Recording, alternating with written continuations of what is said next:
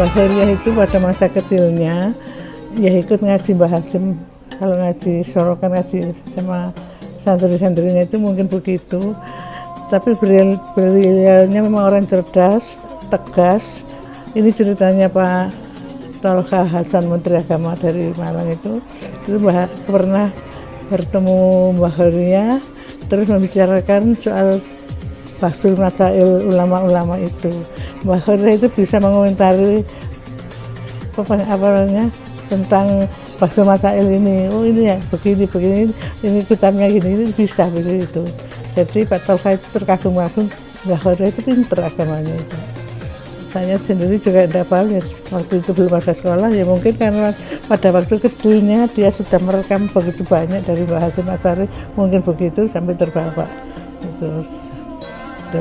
Kemudian Mbah Heriah itu ibu saya aja menikah umur 9 tahun.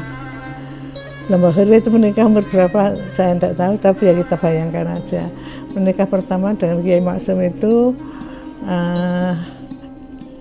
kiai dari Mas Kemambang. Nah, kemudian dalam kesehariannya Mbah Maksum itu suka puasa dan jarang ngomong, sukanya itu menyendiri di kamar, masuk kamar 2 hari nggak keluar, 3 hari nggak keluar kayak gitu itu. Nggak tahu ya amaliahnya itu apa begitu. Yang kita banyak saksikan itu putranya banyak tapi meninggal kecil-kecil, belum sampai balita itu sudah meninggal. Yang ada tinggal ibu saya Abidah sama Jamilah, adiknya ibu itu aja. Mbah Maksum ahli falak satu-satunya di Tebuireng pada saat itu. Nah ketika Mbah Maksum sudah punya keluarga, punya anak di Tebuireng, dulunya kan tinggal sama-sama Mbah Hasyim di Tebuireng, terus sudah punya anak, maka Mbah Hasyim itu merintis tempat lain di sebelah ini. Nah sebelah ini pada waktu itu daerah apa ya, daerah kriminal, daerah masih liar, orangnya orang kriminal kayak gitu itu tempatnya, yaitu pelacuran, kriminal apa itu tempatnya ya di sebelah ini. Bukan hanya itu, jinnya banyak juga. Jadi Mbah Maksum itu bukan hanya bermusuhan dengan orang-orang yang ada di sini, tapi juga dengan para jin-jin itu. Nah, Mbah Maksum itu sibuk juga memerangi jin-jin itu, sampai pernah diingatkan oleh Mbah Hasyim, udahlah jangan sibuk ngurusi jin itu, biarkan aja mereka sendiri itu, jangan terus-terusan gitu. Kenapa? Anaknya Mbah Maksum itu kecil-kecil meninggal, bayi meninggal, umur sekian bulan meninggal gitu. Sehingga tinggal 2 itu pun ada syaratnya, katanya rambutnya jangan dipotong, ada harus begini begitu, sehingga selamat dari jin ini, katanya ceritanya itu begitu. Terus Mbah Maksum wafat tahun 1933. Itu ada yang mengatakan 35. Maka Mbah Heriah di sini tinggal sama ibu bapak saya. Yang Mbah Heriah itu waktu ada Mbah Maksum ya biasa ya, orang fungsi seorang ibu dalam satu keluarga kiai kan ya begitu itu. Jadi ketika Mbah Maksum sudah tidak ada, maka Mbah Heriah itu mulai memberi pengajian pada masyarakat ya, di pondok mulai begitu itu pada waktu itu. Sampai 33 sampai menikah dengan Kiai Muhaimin yang di Mekah itu tahun 39. Jadi ya, kemudian menikah dengan Kiai Muhaimin ini. Kiai Muhaimin itu kiai dari Lasem. Itu ya banyak panjang ceritanya ya, tapi Kiai Muhaimin ini rupanya zaman dulu kan orang biasa pergi ke Mekah, kan di sana saya nanya ngaji berapa tahun gitu. Nah Kiai Muhaimin ini tipenya orang yang petualangan, jadi di Mekah itu petualangan.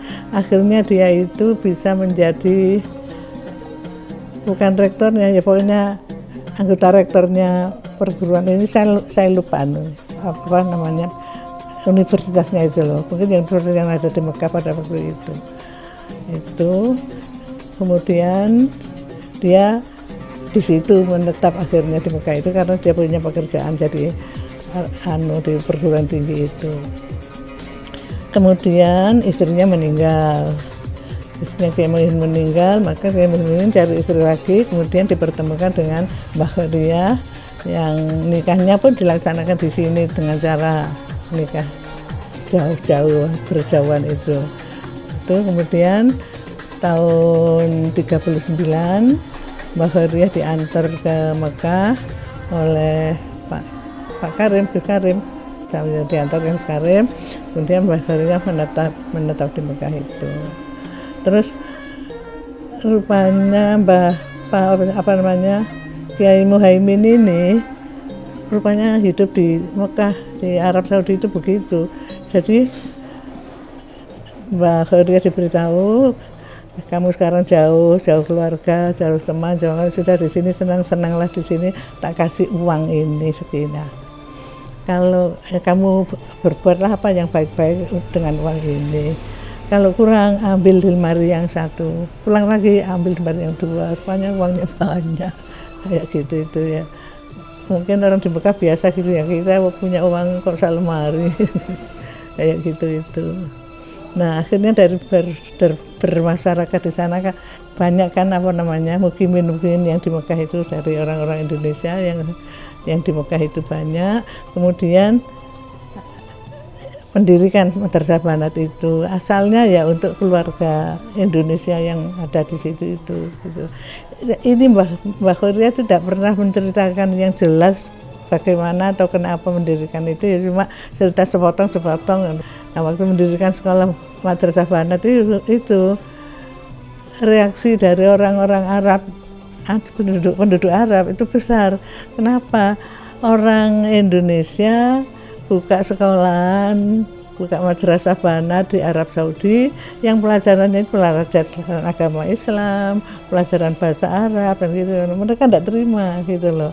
Orang Indonesia kok ngajar bahasa Arab pada orang Arab itu. Kemudian sampai terjadi berhadapan-hadapan gitu. Ayo sekarang kalau orang Arab ngaku pinter bahasa Arab, ayo sekarang lomba pidato. Mana yang lebih baik pidatonya orang Indonesia sama pidatonya orang Arab asli? Nggak berani orang Arabnya itu. Gitu. Ya, asalnya Madrasah Banat ini untuk para mukimin keluarga Indonesia itu aja. Tapi akhirnya bukan meluas. Orang Arab sendiri kan tidak sekolah. Jadi ada sekolah Banat itu ya mereka senang sekali akhirnya menyekolahkan anaknya itu ke situ. Itu. Cuma sampai kapan ini tidak ada yang tahu karena Mbah Khairyah sudah pulang ke sini, sekolahan itu masih jalan tapi lama-lama habis. Sekarang yang ada sekolah itu semua di bawah pemerintah, jadi mungkin ya karena peraturan pemerintah itu sekolah itu habis ceritanya mungkin begitu. Tapi tidak ada yang bisa ditanyain orang yang pernah tahu itu. Kalau zaman dulunya gitu orang bisa menceritakan Madrasah Banat itu. Tapi haji yang belakangan ini sudah tidak tahu dan tidak ada bekasnya. Sudah pulang dari Mekah ini, kenapa? Kiai Muhaimin wafat sudah. Mbah Khairyah tinggal sendiri di situ, tapi beliau punya pekerjaan dengan Madrasah Banat ini, jadi kerasan aja sudah begitu lama sudah pomah kata orang Jawa itu, sudah merasa rumahnya sendiri gitu. Sampai ada peraturan dari pemerintah Arab Saudi untuk seluruh mukimin yang ada di Arab Saudi harus milih mau jadi warga negara Arab atau pulang kayak gitu itu. Kemudian tahun 56 itu Mbah Khairyah pulang. Setahun atau 2 tahun sebelum itu Presiden Soekarno waktu itu haji. Nah, Presiden ini haji, diberitahu ada Mbah Khairyah yang begitu, dipanggil Mbah Khairyah itu ditemui, mau tetap jadi di sini jadi warga negara atau pulang ke Indonesia, kata Presiden itu. Terus jawab Mbah Khairyah ya pulang aja. Kalau pulang ya monggo pulang, di sana masyarakat juga nunggu keberadaan Mbah Khairyah yang begitu itu. Akhirnya oleh Presiden diberi fasilitas kepresidenan untuk pulang itu. Jadi waktu pulang itu Mbah Khairyah itu fasilitas Presiden, jadi luar biasa tentang barang bawaan yang dibawa dari sana seharusnya tidak bisa dibawa itu bawa semuanya. Jadi ini saya tahu sendiri ya, saya kan anak kecil waktu itu melihat kain gelondongan yang masih baru-baru itu di truk itu ada berapa itu jadi 2 truk barang yang mewah-mewah gitu, alat-alat rumah tangga yang ya, di sini kan orang desa belum pernah lihat, itu hebat semuanya itu, tape recorder sembarang ada, semua bawaan barang-barang itu. Nah terus apa namanya, Mbah Khairyah itu ketika Yai Muhaimin di sana meninggal kan sendiri, tidak punya muhrim, maka ada Mbah Khairyah bikin muhrim dengan menikahkan ponakannya dengan cucu-cucunya sendiri supaya jadi muhrim gitu loh. Nah itu saya yang kena waktu itu, saya masih kecil ya, saya dinikahkan dengan Kiai Mas Guri yang ponakan dari mana? Dari tempatnya Kiai Muhaimin itu. Jadi kan jadi muhrimnya Mbah Khairyah, jadi nah, sekarang yang derekan kemana-mana ya itu Kiai Mas Guri itu. Terus sampai dengan pulang ke sini juga yang menganukan derekan Kiai Mas Guri itu sampai di Tebuireng. Jujurnya itu di rumahnya Pak Hakam itu almarhum yang sebelah timur itu. Dulu itu namanya Pondok P dulu itu. Jadi Pondok P tinggal di situ berapa lama, kemudian pindah ke dalam Kesembuhan. Di dalam Kesembuhan waktu itu ada siapa pengasuhnya, yang Mbah Kholek mungkin ya, bapaknya Pak Aang itu jadi berdua. Akhirnya dari sana kemudian pindah ke sebelah sini karena dulu berangkat ke Mekah itu ya dari sini, dari sebelah ini. Akhirnya di sini ikut mengasuh pondok dan tabligh ke masyarakat sekitar ini, diundang kemana-mana gitu. Itu dulu naiknya ya naik becak. Mbah Khairyah itu besar, orangnya gemuk, yang derekan itu biasanya santrinya masih anak-anak kan kecil-kecil badannya ya gitu, naik becak kemana-mana ya. Itu cuma bukan ngajar kita, maksud saya yang diterapkan itu perilaku. Jadi anak-anak harus begini itu yang itu berkaitan dengan akhlak. Itu yang memulai dulu belum ada jilbab kan, Mbah Khairyah sudah menyuruh santrinya berjilbab waktu itu. Jilbab tentunya waktu itu bunder gitu, kalau sekarang kan tidak bunder gitu. Itu sudah tandanya santri sebelah kayak gitu itu. Di sebelah ya akhirnya Mbah Khairyah itu orang tua ya, sudah tua ya, akhirnya sakit-sakitan itu di Jombang tidak ada dokternya jantung, sakitnya beliau itu dokter jantung tidak ada, kalau harus ke Surabaya. Dan persoalan ke Surabaya ini bukan main sulitnya ya, zaman itu kendaraan tidak punya, fasilitas apa-apa juga tidak punya, di Surabaya juga tidak punya tempat untuk setelah dari dokter mau ini tidak ada itu. Jadi selama itu Mbah Khairyah itu kalau periksa ke Surabaya mobil pinjam siapa gitu, sampai di Surabaya numpang di tempatnya family yang di Surabaya itu, tapi kan nggak bisa selamanya gitu.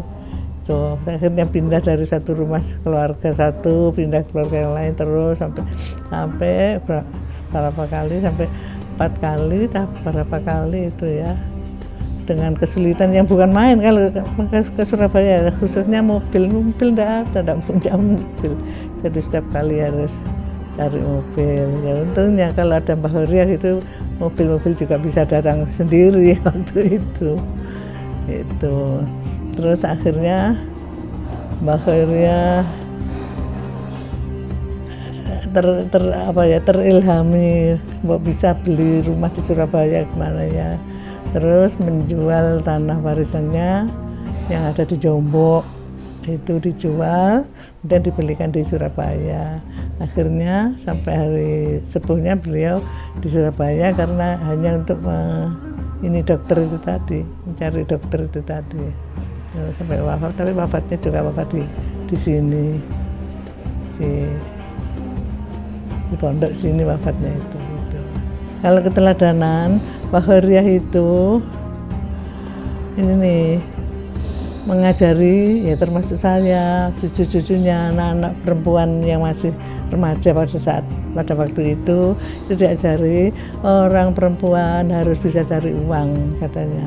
Kalau suamimu tidak bisa belikan kamu baju, kamu bisa beli sendiri katanya begitu. Jadi hampir semua cucu-cucunya itu diajari ilmunya Mbah Horiah. Saya diajari bikin minuman temulawak, jual minuman itu ya sederhana, tapi batinnya akeh yang dijual itu air itu ndak beli. Jangan kamu nanti bikin temulawak ini aja gitu. Terus ada ipar saya itu juga diajari bikin bubur apa gitu. Nah, rupanya Mbah Maksum itu enggak seberapa royal sama uang. Jadi Mbah Horiah itu rupanya harus sering cari uang sendiri untuk pergi-pergian sendiri kelihatan gitu. Karena Mbah Maksum orangnya sudah seperti itu, sukanya itu puasa. Kalau sudah puasa itu masuk kamar itu bisa 2 hari, 3 hari itu enggak keluar-keluar, enggak ngomong-ngomong, enggak apa-apa gitu. Yang enggak tahu yang dikerjakan itu amalia apa, terus seperti itu. Dan ketika dibandingkan dengan Yai Muhaimin yang di sana, alangkah besarnya bedanya itu. Mbah Horiah jadi orang yang begitu makmurnya, dan ya saya juga tidak bisa bayangkan ya, kalau kita biasa hidup di sini hidup miskin kan, di negara kita miskin.